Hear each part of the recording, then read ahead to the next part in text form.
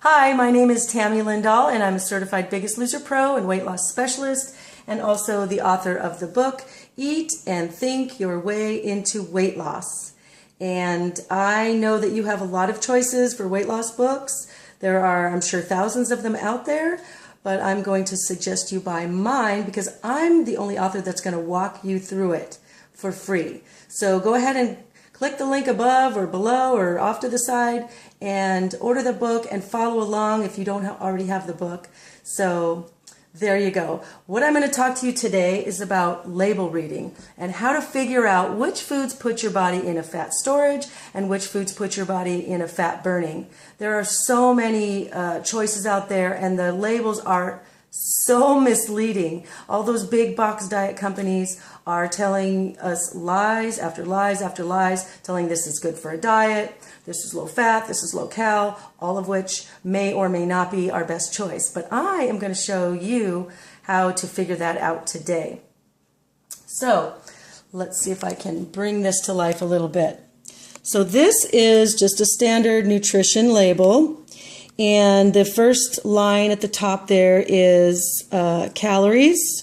Or I'm sorry, no, serving size. That is the most important thing you want to know. How many servings per container? When I was doing research for my first book, I was looking at this label on a muffin, like a blueberry muffin, which I happen to know is usually pretty bad, usually not your best choice. But I'm looking at it and it has like 120 calories and 8 grams of fat. And I thought, gosh, I thought these were so much worse. And then I look up, and sure enough, it had 2 servings per container, but the container only had 1 muffin in it. So unless I was going to cut it in half and share it with somebody, I was going to get twice as much calories, fat, carbohydrates, sugar, everything. So you definitely want to know what your serving size is.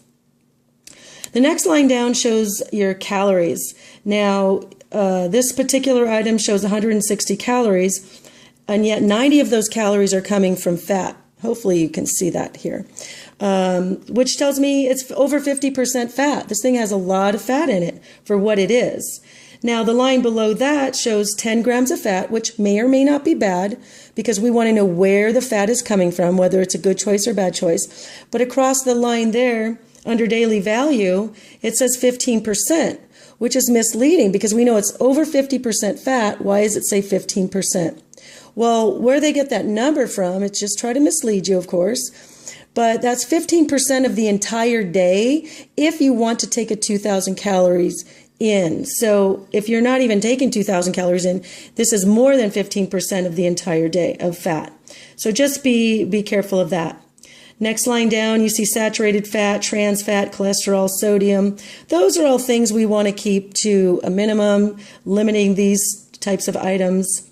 Definitely you don't want trans fat. That's not even legal anymore, really.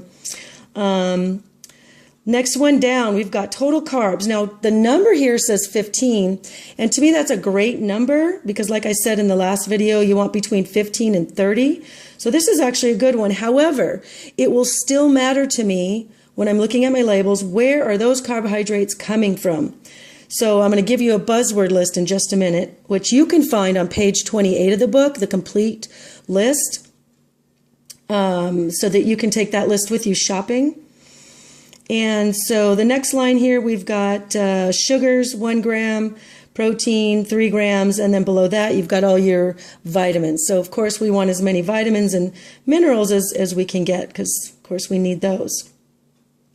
So let's take a look at our buzzword list. We know this thing has fat. We know it has carbohydrates. We know it has calories, but we want to take a look and see where they're coming from. So here's my buzzword list here. Hopefully you can read that as well.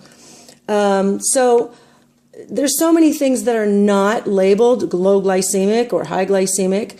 So I want you to be able to have bread once in a while. I want you to be able to know how to pick your items without that label that specifically says low or high glycemic. So if you're looking at breads and you see white flour, wheat flour, enriched flour, bleached, unbleached, all of those things are words that you definitely want to avoid. Those are telling me it's high glycemic, going to put my body in a fat storage mode.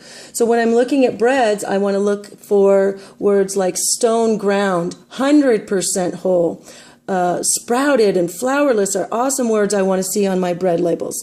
Definitely want to see those. So this particular item that we were looking at, it said it had 1 gram of sugar, but if it had, say, 10 grams of sugar or more, I would want to know where those sugars are coming from. So if we see words like high fructose corn syrup, which is absolutely the worst thing you can put in your body, highly addictive, turns off the receptors in your brain that tells you when to stop eating, so avoid that like the plague. Sugar, honey, corn syrup solids, brown sugar, evaporated cane syrup, brown rice syrup. All those are fancy, fancy words for sugar, and they all tell your body to store fat. So if you see that your product has dried fruit or agave syrup, it's not going to raise your blood sugars up as much, so that might be a good choice. So hope that helps. Now the particular item we were just looking at showed us 1 gram of sugar, but say for example we know that it's sweet. We see the word aspartame or saccharin, we definitely want to avoid it. Now sucralose, I kind of want to put it on the avoid side because it is a chemical, but for me it's the less of most evils. So that's a kind of a sometimes choice. Now, stevia or Reb A, another name for stevia, are my favorite choice. It's all natural, very good. And also the xylitol or other sugar alcohols, those are also a good choice for something that's sweet. They do not have any calories or raise your blood sugar, so that's definitely a good choice. So this item that we were looking at on that nutrition facts had 10 grams of fat. So if we see words like soybean oil or shortening or partially hydrogenated or hydrogenated, these are words we definitely want to avoid. Now, if this product is full with nuts or it has olive oil or coconut oil or it has avocado in it, then we might choose those 10 grams of fat because it would be a really good choice. So that's kind of a synopsis in a nutshell of segment 4, which is on page 25. I do grocery store trips, field trips. If you live in the Santa Clarita area, maybe you want to go to my website and sign up for my newsletters so you know exactly when they are. I'm almost always doing them in Santa Clarita, so that's in Southern California if you're not sure. So anyway, grab a copy of the book. You can get it in Kindle version. You can get it in the soft cover here, and you can take the recipes from the back. There's a journal that you can use.